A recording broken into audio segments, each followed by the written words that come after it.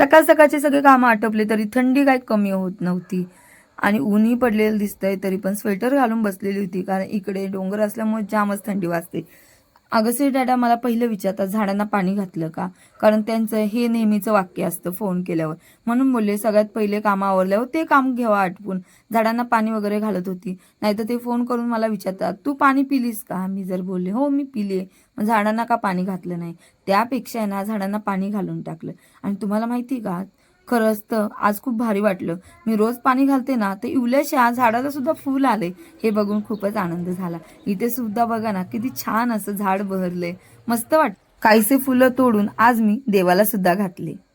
आणि आधी एका साईटवर गेले होते तर ते अगस्त्यला व्हिडिओ कॉल करून दाखवत होते का मंकी कसे हातातून त्याच्या घेऊन खाऊ खातात.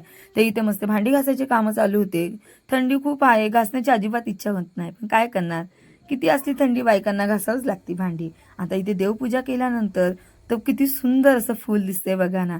मग ते झाल्यानंतर आम्ही गेलो साईबाबाच्या मंदिरात, कारण आज देव दीपावली आहे. सगळ्यांना देव दीपावलीच्या हार्दिक शुभेच्छा. तर मस्त आजही साईबाबाचे मंदिर खूप छान सजवलेले होते. आतमध्ये गेल्यानंतर आम्हाला वाटलंच नाही रोजच्या प्रमाणे असणार असं वाटलेलं, पण मध्ये गेल्यानंतर पूर्ण फुलाने सजवलेले होते. साईबाबांचा फोटो तो फारच छान दिसत होता. आज श्री स्वामी समर्थांचे आम्हाला दर्शन झाले. तर सगळ्यांना श्री स्वामी समर्थ. भेटूया नवीन व्हिडिओमध्ये. बाय.